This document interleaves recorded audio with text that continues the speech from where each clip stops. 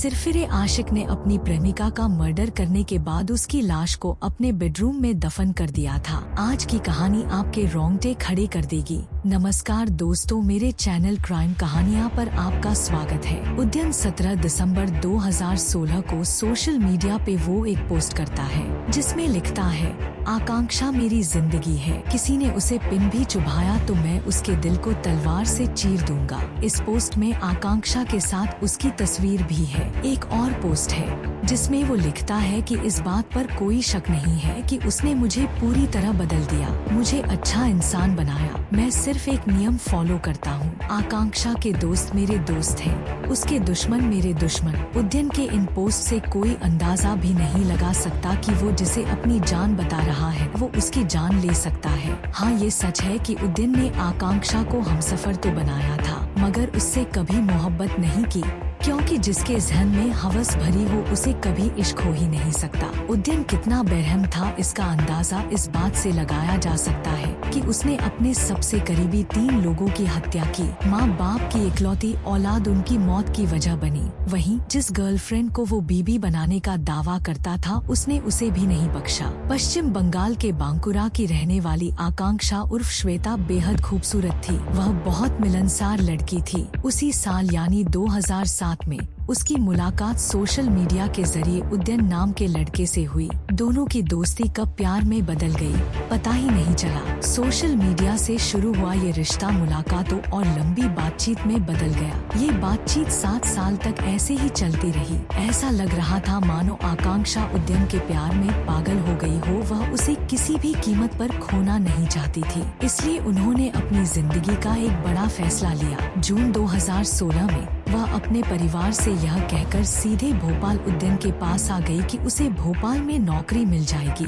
वहाँ वह साकेत नगर में उद्यन के साथ रहने लगी, लेकिन इस दौरान उसने अपने परिवार को बताया कि वह अमेरिका में काम कर रही है। उसकी इस बात से परिवार वाले खुश हुए। उन्हें लगा कि आकांक्षा ने बड़ी सफलता हासिल की है, लेकिन उन्हें इस बात का बिल्कुल भी अंदाजा नहीं था कि उनकी बेटी के साथ आगे क्या होने वाला है। जुलाई 2016 परिवार से बात करना बंद। तभी अचानक आकांक्षा ने अपने परिवार से बात करना बंद कर दिया। परिजनों ने काफी प्रयास किया लेकिन कुछ पता नहीं चल सका। इसके बाद आकांक्षा के भाई ने उसका नंबर ट्रेस किया तो उसकी लोकेशन भोपाल में मिली। जब उसके परिवार को शक हुआ कि आकांक्षा भोपाल में उद्यन के साथ रह रही है, अब घर वालों को उसकी चिंता सताने लगी। जब परिवार वाले हताश हो गए और उन्हें अपनी बेटी का कोई पता नहीं चला तो उन्होंने थाने जाकर आकांक्षा की गुमशुदगी की रिपोर्ट दर्ज कराई। पुलिस मामले की गंभीरता को समझ रही थी। बांकुरा पुलिस टीम तुरंत भोपाल आई लेकिन उन्हें कुछ नहीं मिला। फिर भोपाल पुलिस की मदद ली गई और जांच आगे बढ़ी तो पूरे मामले का सनसनीखेज खुलासा हुआ।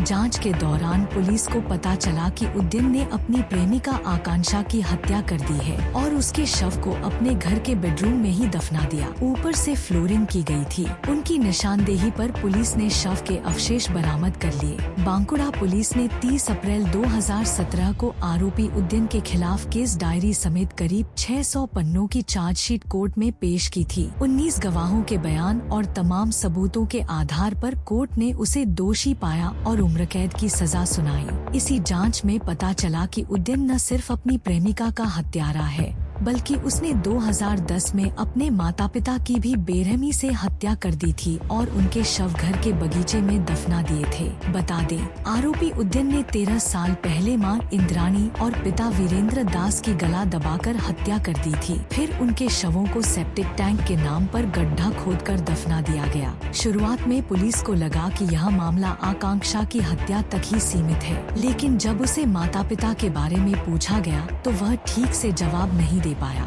ऐसे में पुलिस को शक हुआ और फिर पूछताछ में उसने जो खुलासा किया उसने सभी को चौंका दिया। उसने बताया कि मां इंद्राणी और पिता वीके दास की 2010 में हत्या कर दी गई थी और उनके शवों को रायपुर स्थित उनके घर के बगीचे में दफना दिया गया था। पहले उसने पुलिस से झूठ बोला था कि मां अमेरिका में रहती थी, जबकि उसने पहले मां और फिर पिता की हत्या कर दी थी। इतना ही नहीं, उनकी मौत के बाद वह फर्जी दस्तावेजों के जरिए 7 साल तक अपनी मां के नाम पर पेंशन लेता रहा। फिर बाद में उन्होंने मकान बेच दिया और भोपाल में रहने लगे। बंगाल के बांकुरा की फास्ट ट्रैक कोर्ट ने 2020 में उसे आजीवन कारावास की सजा सुनाई थी। इसके बाद रायपुर जिला न्यायालय ने अपने माता पिता की हत्या कर शव को बगीचे में दफनाने के मामले में उसे आजीवन कारावास की सजा सुनाई है। उदयन दास अब पश्चिम बंगाल की एक जेल में आजीवन कारावास की सजा काट रहा है।